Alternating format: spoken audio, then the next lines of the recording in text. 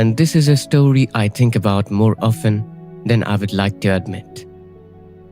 There's a stretch of where that runs above the produce stalls in a market town I used to walk through as a kid, and two crows that lived on it every winter.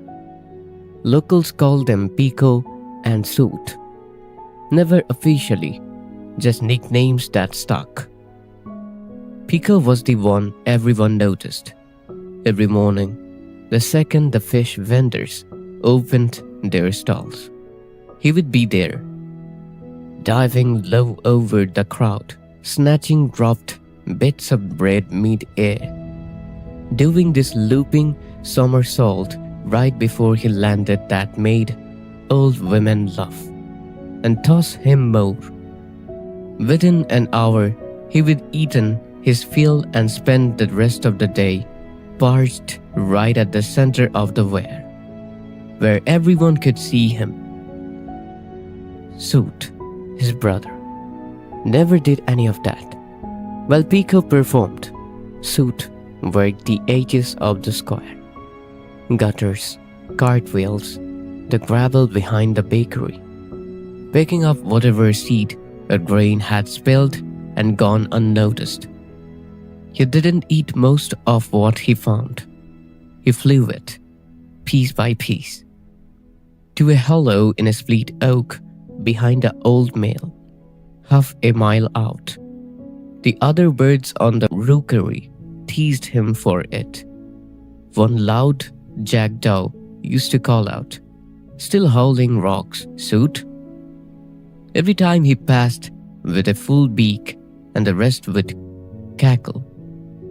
I've gone through stretches like that myself, putting in work nobody claps for, while someone next to me gets all the attention for doing far less.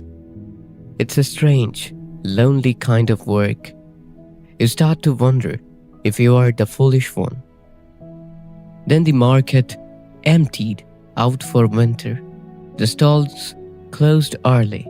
The crowds tend to nothing. And one great Tuesday, no one threw bread at all. Pico waited on the for 3 days, calling out the old tricks to an empty square. Nothing came.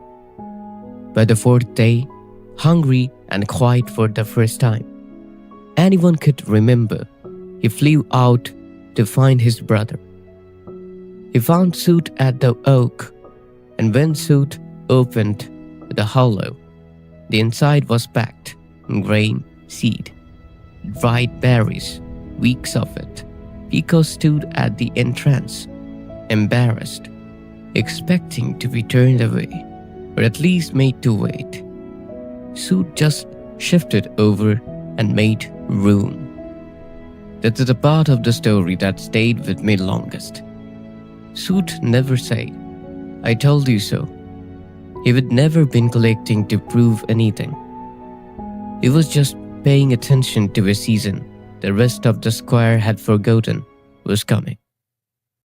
I learned this the hard way once, chasing whatever got the loudest reaction in the moment, instead of building something that would still be there when the reaction faded.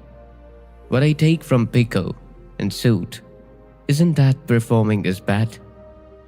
It's that the work nobody's watching is usually the work that's actually keeping you alive. If you are quietly doing the right thing and nobody's clapping for it, that's not a sign you are behind. That's usually just what it looks like right before winter.